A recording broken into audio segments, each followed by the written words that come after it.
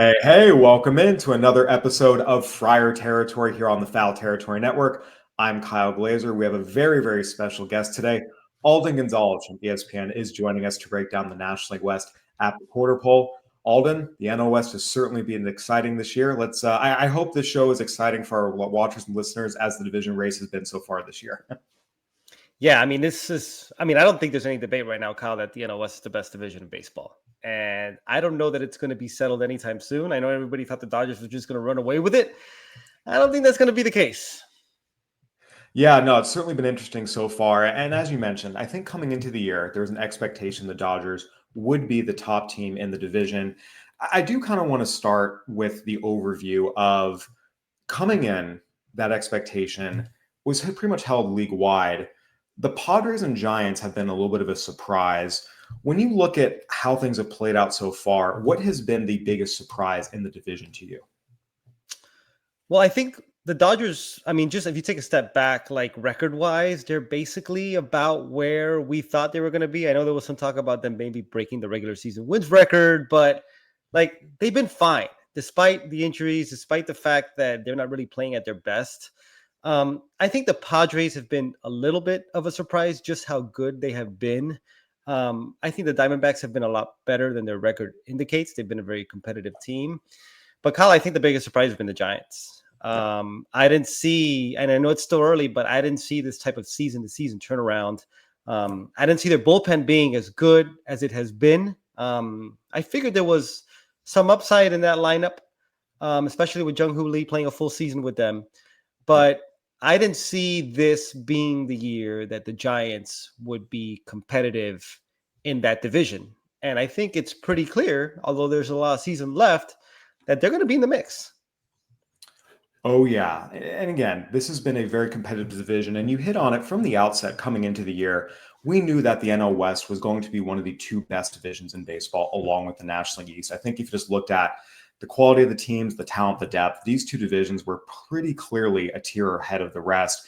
And I do agree, the NL West so far has established itself as the best division, at least in the National League and likely baseball as well. As we enter today here at the quarter pole, the Dodgers are in first place at 27-15. The Padres a half game behind them after their thrilling walk-off win against the Angels last night at 26-15. The Giants, as you mentioned, 25-18, not far behind. D-backs at 22-21, probably better than the record indicates. Then we have the Rockies, which we'll get to in a second. I do want to start with the Padres here because coming into the season, it is fair to say there was an expectation this team would take a step back. They won 93 games last year, took the Dodgers to 5 games in the NLDS, but they did lose Jurickson Profar. Joe Musgrove was going to be out for the year after having Tommy John surgery. They lost Ha-Sung Kim, and they didn't make any real significant additions outside of Nick Pivetta. It was a lot of minor league free agent signings, guys who were made, brought in on the margins. Instead, the Padres have the fourth best record in baseball here at the quarter pole. We've seen a lot of exciting wins. We've seen some dominant pitching performances. Even though the bullpen's had some hiccups recently, they've still been one of the most dominant units in baseball. Have the Padres exceeded your expectations, and do you think they can maintain it? I do think they can maintain it. They have exceeded my expectations to a certain point. Like I thought the Padres were going to be squarely in the mix for the playoffs. I figured they would compete for one of the wild card teams, and it was close in my mind in terms of who's going to make it. The National League is really good this year. But I think for the Padres this year, look, this is increasingly more and more the case over these last few years as they have scaled back their payroll a little bit and as the effects of the upper levels of their farm system drying up from all these trades that AJ Preller made over the years, they don't really have the 40-man roster depth that they used to have. And that's why they have to go out and sign a Jose Iglesias or a Jason Hayward or take a chance on a Gavin Sheets, who's been incredible, or Yuli Gurriel, who didn't turn out well. And so more and more, what's going to dictate success for the Padres, and this might be an oversimplification, but I believe it to be true, their superstars got to perform like superstars. And so what's happened this year is Fernando Tatis Jr. is playing at an MVP level. Manny Machado is hitting well. Yes, Gavin Sheets has been good, but Jackson Merrill has been incredible when he's been out there. Nick Pivetta has proven to be an incredible signing. Dylan Cease, very encouraging start from him recently. Their bullpen, which we knew was going to be a strength, recent hiccups aside, has been very good and looks to be very deep. But, look, the bottom of the Padres lineup is a problem. It's going to continue to be a problem. their path to success is the likes of Machado and Bogarts and Tatis and Arias and Merrill hitting well, and it's Yu Darvish coming back healthy, and Dylan Cease getting right, and Pavetta continue to do the things he's doing, Michael King continue to do that stuff. That's what it's going to be. They have become increasingly more top heavy, and that's okay because they have the talent at the top of their roster to contend with anybody, but that has to continue to be the case for them in order to be successful. There's no question. As you mentioned, all the prospect for veteran trades, the Padres really have thinned out, especially their upper level minor league depth. There's some talented guys in the lower levels, but they're not ready to help in the big leagues. And to your point, the stars have played like stars so far this year. Fernando Tatis Jr., we are seeing the best version of him yet in his career. Manny Machado is having a great year all around. Jackson Merrill has been outstanding, both before he went on the IL and since coming off the IL. And even though Xander Bogaerts hasn't been great, again, Luis Arias has had some ups and downs. He's been pretty good, though, since coming back from his injury. They're getting contributions. Like you said, Gavin Sheets has been a real surprise. And I do think the Padres deserve some credit that they have had some of these on the margins kind of signings work out for them recently. You go back a few years ago and they signed Seth Lugo and Michael Wacha, who at the time, 1 year bounce back kind of deals or prove it kind of deals. Jerks and Profar last year. Obviously, he's since tested positive for PEDs with the Braves, but that was a 1 year, $1 million signing. We're seeing Gavin Sheets this year. I do think it's notable, and I think the Padres front office and AJ Preller deserve some credit. Early on in his tenure, there were a lot of bad signings, a lot of trades that did not work out. But recently, their moves have been better. The hit rate has been better, and that's a big reason why the Padres are in a postseason perennial contender. They've been in the playoffs for the last 5 years, and they're on pace to make it again this year. Yeah, I mean, and look no further than what Gavin Sheets has done, right? I mean, he is this year's version of Jerks and Profar for them. Yes. And you look back, I mean, look, going out and getting free agent starting pitchers is always a dicey proposition. I mean, that Nick Pavetta signing just seems like a stroke of genius from AJ Preller. And that's what he's had to do. I think we've seen the best of AJ Preller over these last couple of years when he has been tested with the challenge of maintaining a competitive team with an aging core on a more limited budget with, as you mentioned, a thinner farm system. These last two off seasons from AJ Preller, this one being a bit more quiet than the one before it, I think he's done a really good job of supplementing this roster on the margins. I'm glad you brought that up. Absolutely. Moving forward, again, as much as the Padres have been excellent so far, it's May 14th. There's a lot of baseball left. And you hit on this earlier. Health is going to be so key for them. And we did see that stretch where they lost Arias and Marilyn Cronenworth. The offense really struggled when that happened. They scored 23 runs in an 11-game stretch because they just don't have the depth to replace guys when they lose 2 or 3 guys. It does seem like, again, this is true for every team. Health is important. It's going to determine how they perform moving forward. But for the Padres, it feels even more amplified. Is health the number one thing you're going to be watching for this team down the stretch as we move into the summer? Yeah, Kyle, there's no doubt about it. Look, I think at some point there's going to be a move for this offense, whether it's catcher or left field or one of first base, second base, or DH, given because Cronenworth and Arias can move around to those spots. I think AJ is going to supplement that. But like Yu Darvish coming back healthy and being a big part of that rotation, it's going to be huge for that team.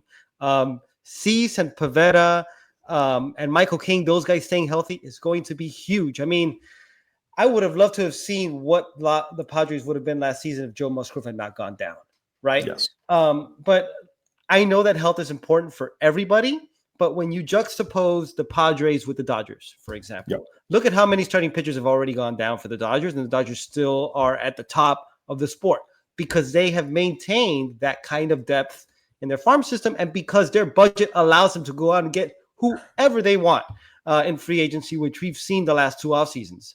The Padres don't have that luxury. I think they are more susceptible to injury, far more susceptible to injury than a team like the Dodgers is. They have less margin for error than the Dodgers, but every team in the sport has less margin for error than the Dodgers.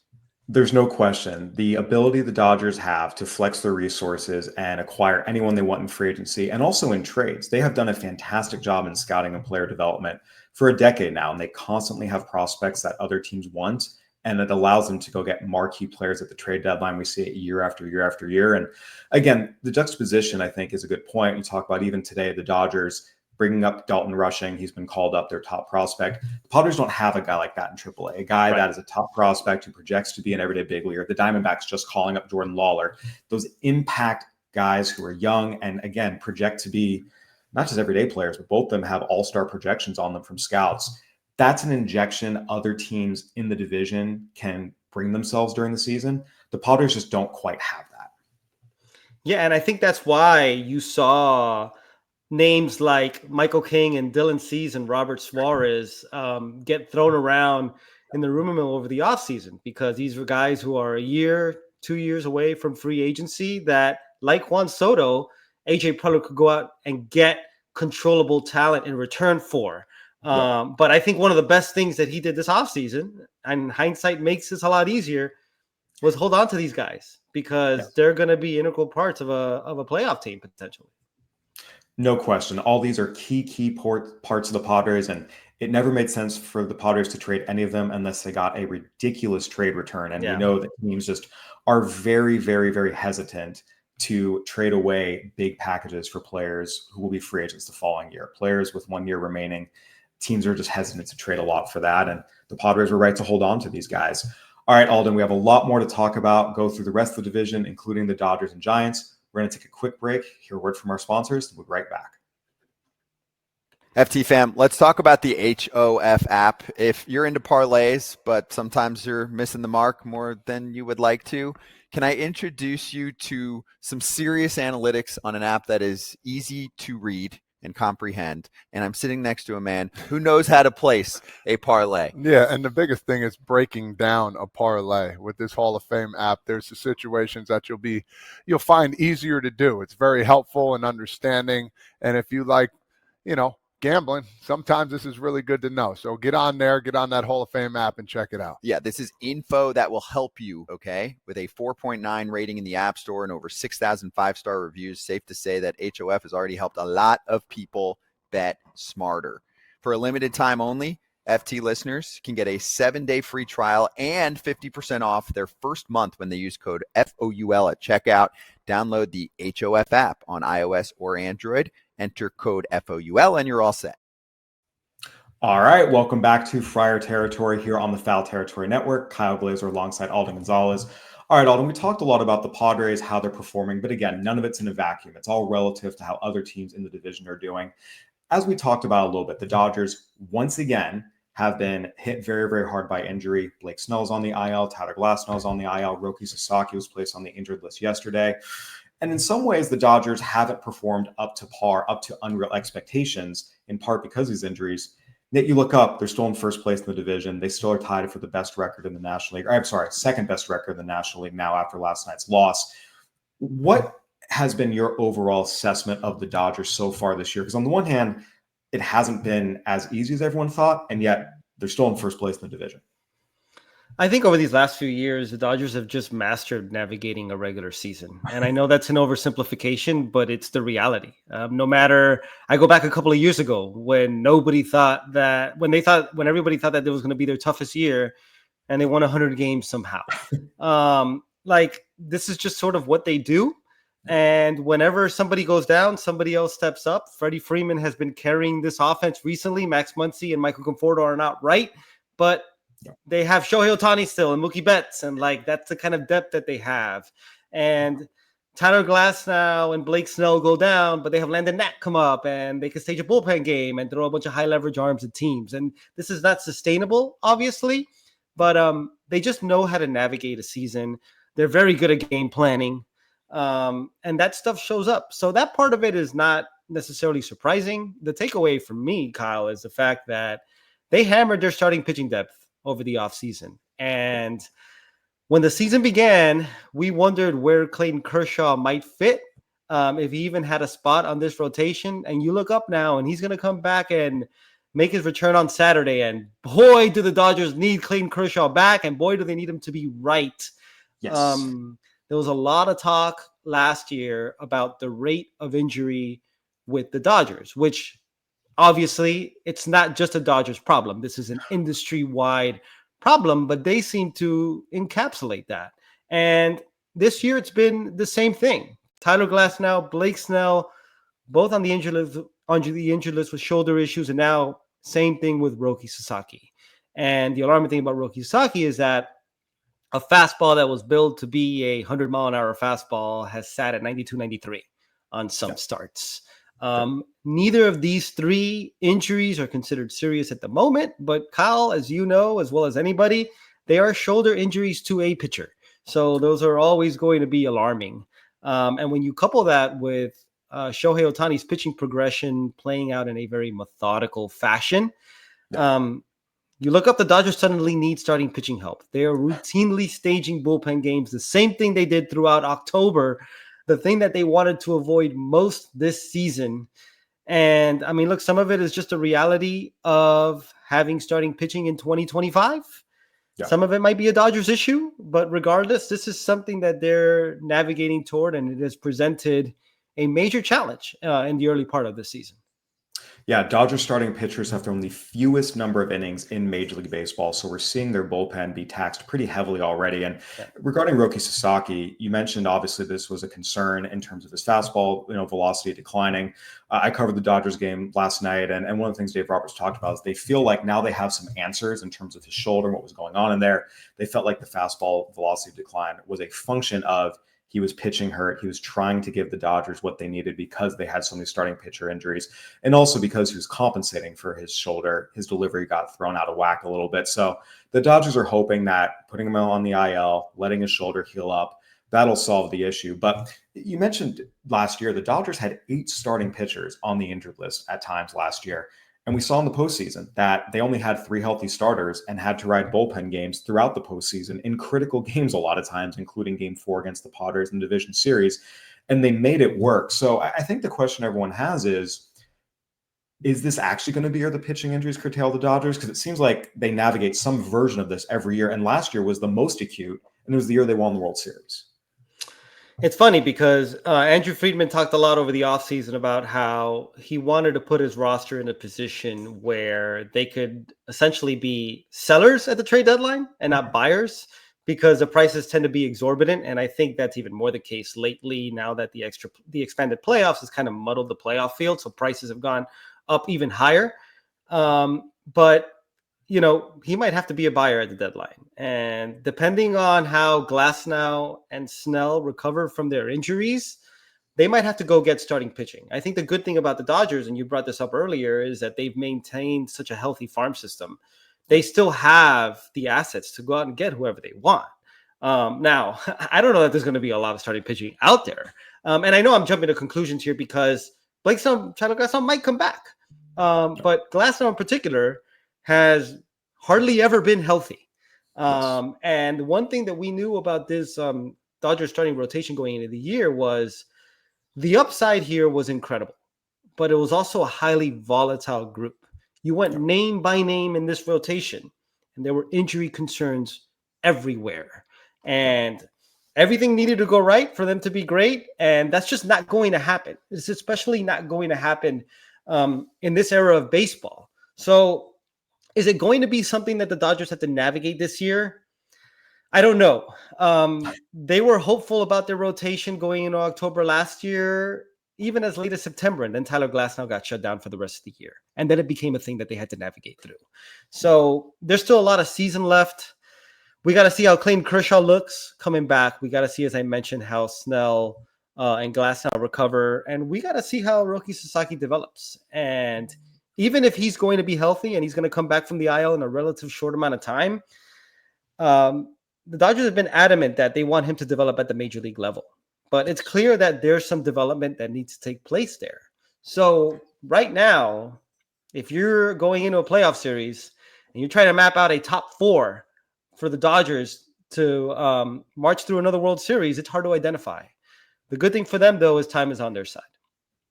No question. And Dave Roberts mentioned yesterday, Tyler Glasnow is working his way toward a bullpen session some point during this 9-game homestand. Blake Snell saw a doctor yesterday. If everything checks out, he's going to begin his throwing progression today. So these guys are kind of making their way back. But you make the interesting point about the top 4 in the rotation and what it looks like. Look, the Padres have been very, very open about this, that beating the Dodgers over the course of a 162-game season A lot has to go right. And the truth is, it's unlikely. The Padres front office openly admits that. But you get them into a short series, and especially if you feel like you have a starting pitching edge, which they did last year in the division series until Joe Musgrove got hurt, anything can happen. We saw the Padres beat the Dodgers in 2022 in 4 games. Obviously, last year they're up 2-1 at home. Dylan Cease on short rest did not work out, which again, he wouldn't have been doing if Joe Musgrove hadn't gotten hurt. And then the Dodgers beat Yu Darvish in Game 5. Yoshinobu Yamamoto pitched brilliantly, and the bullpen stepped up. You tip your cap to them. But I do think that that's going to be very interesting to see what does the Dodgers starting rotation look like at the end of the year compared to the Padres starting rotation. Because if the Padres have that edge, those starting top 4, that's a huge advantage in a short series, and where you see the Padres could potentially beat the Dodgers. Maybe, but that was the case last year. And then remember, I mean, the Dodgers staged a bullpen game in Game 4 to save their season. And that's the thing. And I mean, look, you're right. Like in a vacuum, like you are absolutely right. But the great elixir in this sport is small sample sizes and the crazy things that tend to happen in October. Like I keep going back to this, but like I really did think that Padres offense last year, because of the rate at which it simply made contact and how the pieces seem to flow together, I thought that was as slump-proof and as October-ready as a lineup could be. And then they went back-to-back games in which they didn't score a run and their season ended all of a sudden. Like, crazy things happen in the playoffs, and crazy things could happen the other way. And that's why, when there was so much noise about the Dodgers over the offseason and their resources and the payroll disparity throughout the game, like, I understand that from the mindset of fans of teams that are in smaller markets who cannot keep up this pace. But then I remind people, things happen in the playoffs all the time. Like, the Dodgers were like an inning away from the narrative continuing about them not being able to do anything in October and not having a legitimate championship. Like, anything could happen in the playoffs. You just got to get in. The Diamondbacks have shown us that recently. Like, the Padres did too. So, let's just wait and see. That's what I love about October. Absolutely. Things can turn on a dime, and it's certainly part of what makes October baseball so exciting.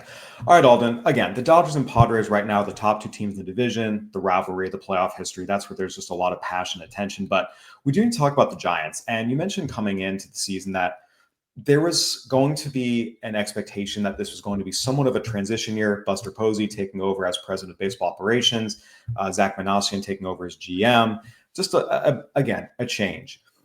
Instead, we have seen the changes the Giants hope for with this front office transition come to fruition on the field much faster than expected. They have been, from the gate, from the start, one of the better teams in baseball.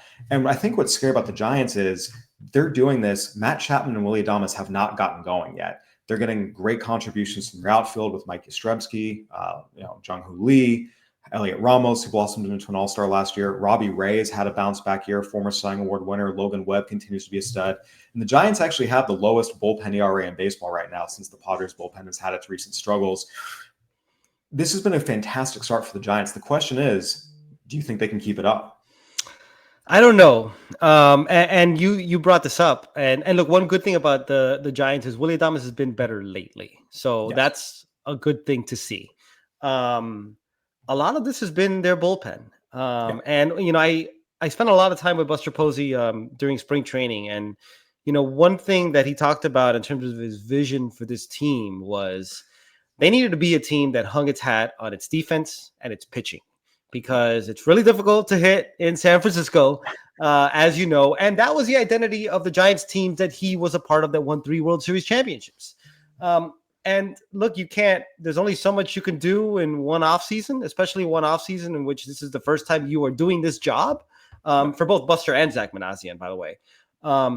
But so far, like, it's been their bullpen. And Justin Verlander has looked better lately. As you mentioned, Robbie Ray's having a great year. Logan Webb has been basically Logan Webb, which is a good thing. But, I mean, you look up and down their bullpen. I mean, Camilo Doval has been great. Tyler Rogers has been great. Hayden Birdsong has adapted to a bullpen role really nice. Randy Rodriguez has been basically unhittable this year. And for as great as that is to see, relief pitchers are highly volatile. And they could go through bad stretches just as easily as they go through good stretches. So they're the one team that, although I never thought they were going to be bad, and I thought they might hang around for a lot of the season, this sort of level of success that they've had, and I mentioned it at the top, they're kind of more of a wait and see team for me. I want to see if this bullpen can keep it up. I think some of the offensive stuff that we've seen is real. I don't think Heliot Ramos is the new incarnation of Barry Bonds, but I think he's a very capable hitter. And as you mentioned, I think there are other pieces of that lineup that can get going. But the bullpen has been a big part of this team's success this year, and I just want to wait and see if they can keep that up.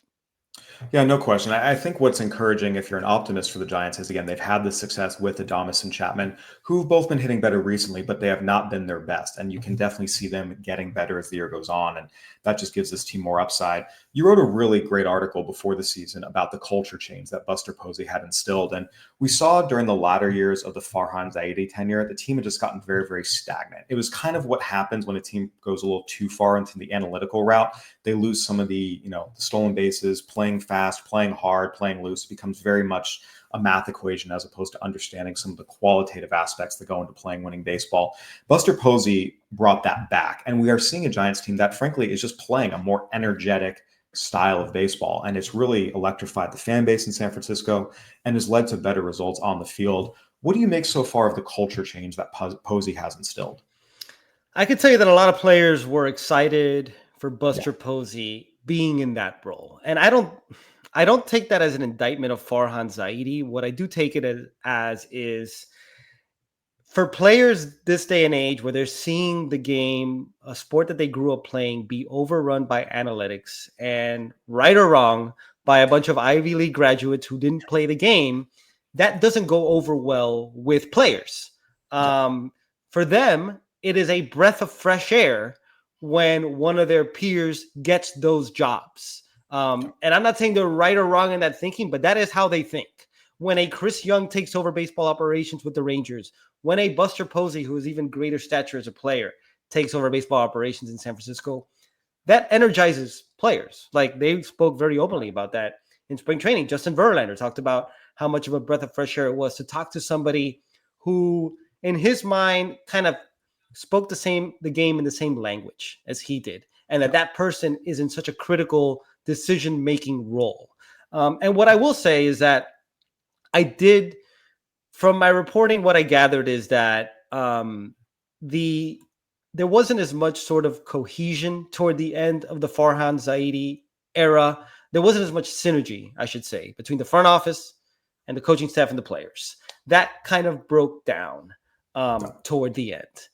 And I think Buster Posey being in that role and players being so excited about it has sort of connected that chain again, where there is some real synergy from the front office going down to the clubhouse. And I think that can make a difference when everybody's sort of aligned in a way that I don't feel like they were down the stretch when Zaidi was in charge. How that will ultimately manifest itself, I'm not sure, but I think that's a very positive early step in the direction of this team.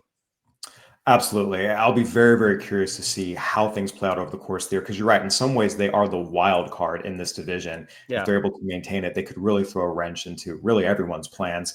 Alden, the Diamondbacks came into the year in a lot of circles considered the second best team in this division and one of the top 5 teams in baseball. As we sit here today, they're 22-21. They have a negative run differential, and there's been a lot of inconsistency. They've alternated wins and losses their last 11 games. Earlier in the year, they had a nice winning stretch that was followed by a long losing stretch. What do you make of the Diamondbacks right now? Because they seem like a hard team to get a real grip on. I think they're a good team. I think they've played some really competitive baseball, and I think they're going to be there in the end. Having said that, their offense has been great. Just like they finished last year, although it wasn't very much of a linear path. They're right up there in almost every offensive category. We're seeing full season Corbin Carroll this year. And that's huge for this team, and it really sets a tone for the entire lineup. I'm not worried there, and I think it's sustainable. The pitching has been the problem. And I have my concerns in the bullpen in particular. If AJ Puk was so great for them down the stretch last year, and now he's out with an elbow injury, and they don't know when he's going to come back. Justin Martinez, their dynamic closer, his velocity was down recently. He's on the IL with a shoulder issue. It seems like he's going to come back relatively soon, but it's definitely something to monitor because they need to be able to hold leads late. And without those two guys, it's been a little bit difficult. I think the rotation is going to be a lot better than it's shown. Zach Gallen hasn't truly rounded into form yet. He's gone through some great stretches, gone through some bad ones. I think Eduardo Rodriguez is going to be better. Like a lot of people, I went into this year seeing the D-backs rotation as a major strength. I still think it can be. My concern would be in the bullpen. The good thing for Mike Hazen and company over there is that the one thing that you can access at the trade deadline is relief help. That's something that is usually not in short supply. But that would be my biggest concern right now. That and the fact that they play in the National League West. Because as the Giants and the Padres and the Dodgers start to create some separation here, things become a little bit more difficult. And though we're basically around the middle of May, the Diamondbacks are going to play a stretch of games against a lot of National League West opponents in the month of June. All of them are. And I know it's still early, but they got to make up some ground here. Otherwise, they're going to get to the All-Star break and they're going to have a really major uphill climb. And it speaks to the competitiveness of the division. It's creating urgency in May. And that's a lot of fun. Yeah, no question about it. And as you mentioned, the Diamondbacks offense has lived up to billing. They're sixth in the majors in runs scored after leading the majors in runs last year on the heels of that hot second half. But the expectation was the pitching would be better. Corbin Burns obviously signing as a free agent, and the hope that Zach Gallen and Merrill Kelly would have better years. They pitched really deep into October in 2023, really carried the load for the D-backs as they got to the World Series that year. Kelly has been better this year, but like I said, Gallen's been a little bit inconsistent. Brendan Pfaadt has stepped up, had a nice start to the year. So we are seeing the potential there. But like you said, this is a really, really tough division, and they can't afford to fall too far behind, especially once this gauntlet begins in June. That's when, again, a lot of these teams start facing each other for the first time. It's when the Padres play the Dodgers for the first time. They can't afford to fall behind. And really, the season is going to hinge a lot on their starting pitching and this bullpen. 6 different relievers have recorded saves for the D-backs, in large part due to their injuries. Alden, these are the 4 that we expected to be at least competitive coming into the year. I know I had all 4 of them with winning records. Again, expecting at least 3 of them potentially to make the postseason, and they all have a shot. At the bottom of the division is the Rockies, and it was not a surprise. Are you saying the Rockies don't have a shot, Kyle? I am saying the Rockies do not have a shot. They are 7-35 as we enter today. They are on pace to go 27-135. Look, we knew coming into the year this was going to be the last place team in the NL West. I had them as a 100-loss team for the 3rd year in a row.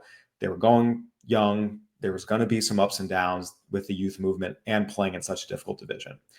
But this has been so much worse than anyone could have expected. How has it gone so wrong in your assessment? They play at altitude. They play in the National League West. Their roster isn't very good. I don't know that they're this bad. They're just not a very good team, and they have the most difficult circumstances imaginable. And they play in the best division in baseball. It's funny. We did a piece recently on I guess celebrating is not the right word, but commemorating the 30th anniversary of Coors Field opening. So I talked to a lot of people who were with the Rockies organization, who played there over that course of those 30 years.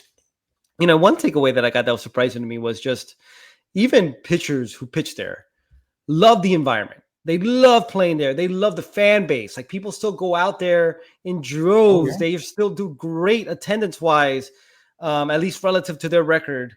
And I've also spoken to some front office executives who have, some of whom have told me that they would love an opportunity to oversee baseball operations over there, because it's just such a fertile ground for creativity, for thinking outside the box, for doing things differently. And there's never been an organization, because of its circumstances, because of recent history, who has needed to push the envelope more, who has needed to think outside the box more than the Rockies. And you talk to people throughout the sport, there is no more insular organization in baseball than the Rockies. It is the complete opposite of what they need to be. Loyalty is great, but at some point, like, things are not working, and you need to hire people from the outside, and you need to try to like these. There are great minds throughout the sport who would love the opportunity to do something differently in Colorado because they haven't had winning, because they could be the first ones to do it, and because they have a fan base that would rally around them. And they just keep they seem to keep doing the same thing. And so they keep doing the same thing. They've gone stale, and they're just going to keep running into the same results. No question. They keep doing the same thing. And as you mentioned, all those factors, playing a tough division, playing at altitude, many, many years of major roster decisions going wrong at the major league level. That's all been true for years. And they were a 100-loss team because of it each last 2 seasons. Where I think things have gotten so much worse this year, and what's just been so mind-boggling is, look, you can have young teams, you can have teams that are going to take their lumps, but at the very least, you can play clean baseball. And the Rockies haven't even been doing that. They have been truly hard to watch. It's been errors, it's been balls dropping in that shouldn't. And I think that's the part that has been so just disappointing to see is, look, again, we knew they were going to have a difficult season this year. We knew they were going to be a 100-loss team. We knew they were going through this youth movement. But at the very least, you expect them to field ground balls cleanly, hit their cutoff men, catch balls they're supposed to. It's basic fundamentals they're not doing, and it is just spiraling so rapidly.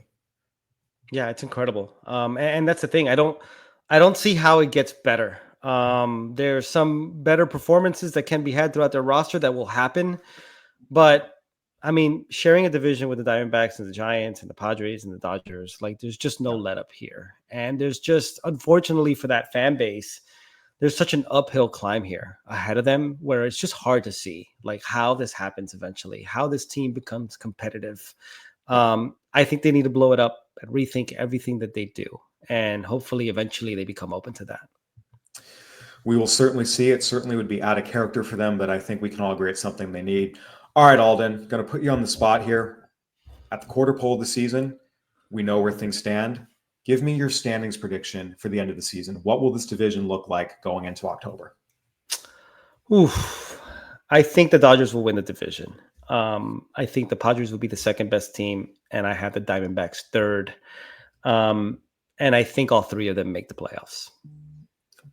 I'm in line with you. I think, again, the Dodgers, it's hard to pick against them. This is a team that wins the division every year, is a perennial contender every year, goes through injury struggles every year, and like you said, still wins 100 games like clockwork. The Padres have proven they're a good team. I had them as an 86-win, third-place kind of team coming into the year. I was light. I own that. They're better than that. I think we're, again, looking at a 93, 94-win team in second place. And you're right. The Diamondbacks, there's too much talent here for them to miss the postseason. I think, and we've seen them be a strong second-half team in recent years. I do think that they will kick it into gear. Final question. Right now, for the top 5 NL MVP contenders, I think you can argue reside in the NL West. Shohei Ohtani, Freddie Freeman, Fernando Tatis Jr., and Corbin Carroll. The 5th guy in there would be Kyle Schwarber with the Phillies. Do you think one of them ends up winning NL MVP? And if so, who's it going to be? I was told, I put together a story before spring training of just like a player to watch on every team. And most of the teams had guys who most people had never heard of, guys who were fighting for a roster spot or top prospects who hadn't cracked into the big leagues. Yeah. The answer that I got when I talked to people around the Padres was Fernando Tatis Jr. And the reason for that is because although it seems as if Tatis has been in our lives for a long time, he hasn't truly reached his potential yet. At least that was the thinking at that point. And look at Tatis now. I think we're seeing God mode Tatis right now. And it's weird to pick anybody to win MVP that's not named Shohei Ohtani, especially because he's probably going to still pitch this year. But right now, just given the way he's playing, I'm going to go with Tatis. I agree with that. I think the MVP race will come down to Tatis and Ohtani. And you mentioned God mode Tatis. One of the things that I think people forget, like you mentioned, because he's been around for so long, he's in his age 26 season. He's just now hitting his prime. And we are seeing the best version of Tatis yet, hitting for average, hitting for power, running wild on the bases, making great defensive plays in right field, gunning runners down at the plate. We've seen him do all these things at various points, but he's doing them to a level we haven't seen before. And that's especially true just the pure hitting ability in the box. He's up over 320. He's coming up in big moments with big hits again and again and again. We saw his walk-off home run last night. I do agree we're seeing the best version of Fernando Tatis Jr. we've ever seen. And look, Shohei Ohtani is inhuman. He is doing things that are unprecedented in the game's history, even dating back to Babe Ruth. And year after year after year, he does something new. Can't pitch last year? Okay, I'll go 50-50. First person in Major League history to ever do it. I do think the MVP race will come down to those two when all is said and done. And I think it's going to be a very, very exciting race. Yeah, it's going to be fun. The entire division is going to be a blast, man. I can't wait, especially June. As you said, they're all playing against each other. That's going to be fun. Absolutely. Should be a good time. Alden, thank you so much for joining us today. This has been a lot of fun. We really appreciate all your insight and expertise. Thank you, Kyle. Pleasure, man. All right, everyone. That'll do it for another episode of Friar Territory here on the Foul Territory Network. Go ahead and give us a review. Apple, Spotify, YouTube, whatever platform you're watching and listening on, we'd love to hear from you. For Alden Gonzalez, I'm Kyle Glaser. Thanks for watching and listening. See you later this week.